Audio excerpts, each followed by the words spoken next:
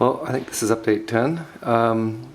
You can see that I've got the floor pans in and the braces in, but most importantly, I've got these rectangular tube frame connectors in, front to rear.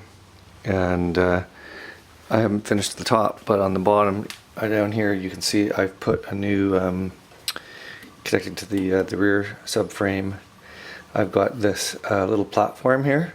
It both connects, tried to connect into the metal here, but also this connects the frame to the rectangular tube, but it's a mounting point, so I can lift here safely and not crush the frame that is very weak. Obviously there's no frame in the center of the car. Same thing here. I've now got a 1/8" plate steel pad to lift against, so there will be no more crushing. Basically, the tubes that run front to rear here are just 20 gauge sheet metal, and they're very weak, and it's a weakness or a flaw in the design.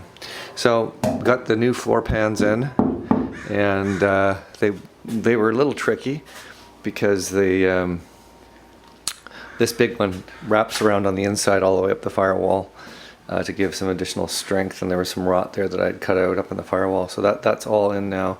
I'm actually going to be, putting some body filler and smoothing this all out so that you can't even tell that I've done it, both inside and outside. I'm going to be a bit fanatical about that. But I guess the trick was that when you're welding along this the seam here, because you can't get the seam sealer, and in my case the Zybart wax, you can't, you can scrub it off the surface, but you can't get it out between the layers of metal. And as you heat up the metal, it catches fire and it bubbles and it hisses and it contaminates the weld. So I finally got a technique going where I used just an acetylene torch or a propane torch, and I just went around and I heated the seam until I sort of burned out most of the material, and then I welded it, and it was a little easier going that way. Anyway, huge amount of work, but what's nice about having the frame connectors in front to rear, those rectangular tubes, is it provides a reference point. So the car, as you walk down the car now, it's absolutely dead straight, and the floor pan, as you can see, is straight all the way along. These things have got a slight curve to them. You can probably see if I hold it just like that, you can see there's a slight curve, so I had to bend them slightly in a vise to get them to follow the contours of the body.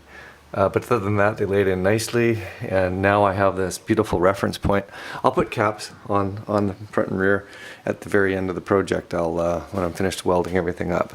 I've got a bunch of work to do on the back end here. I've got some rust up in this area here that needs to be cut out on the inside, and some frame rail patching, and there's a hole that runs from the fuel tank filler neck down here into the gas, where the gas tank sits, and I've got to clean up this rusted hole here, and really it's just a breather tube that needs to go in, so it doesn't need to be that huge humongous hole. So I may make it weld it up and make it a smaller entrance. But that's it for now. So that was a couple weeks of heavy work.